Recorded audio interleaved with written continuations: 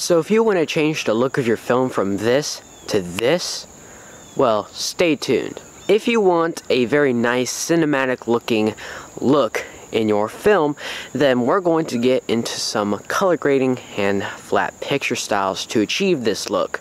So let me show you how it's done.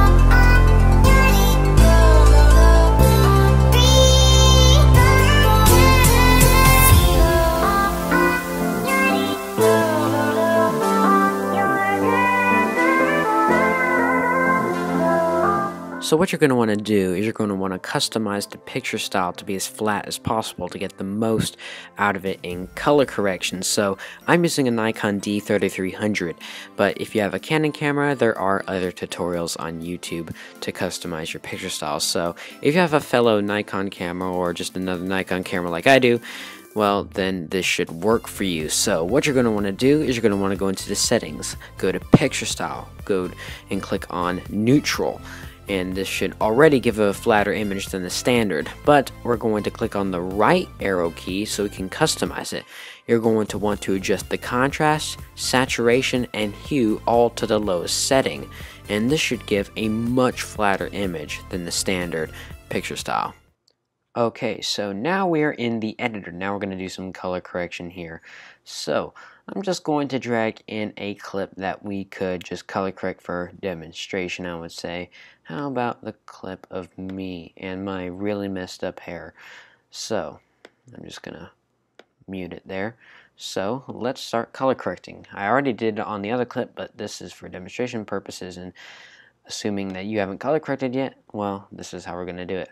So drag the color correction effect in there, and we are going to go in here and start color correcting. I have already done how to make a cinematic look on Final Cut Pro 10, but this is more into just the color correcting itself, more in depth with it. So let's adjust to the shadows. Maybe we can do it more in the blue here in the shadows. Darker is good for shadows.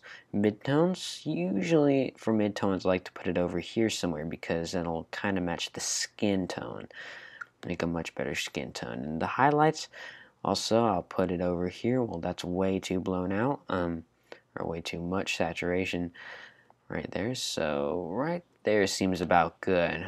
Also right here seems good. So now we're going to go into the saturation and adjust some of that, increase it a little bit. So we're going to increase the highlights a little bit, and then we're going to increase the midtones a little bit until it's too much.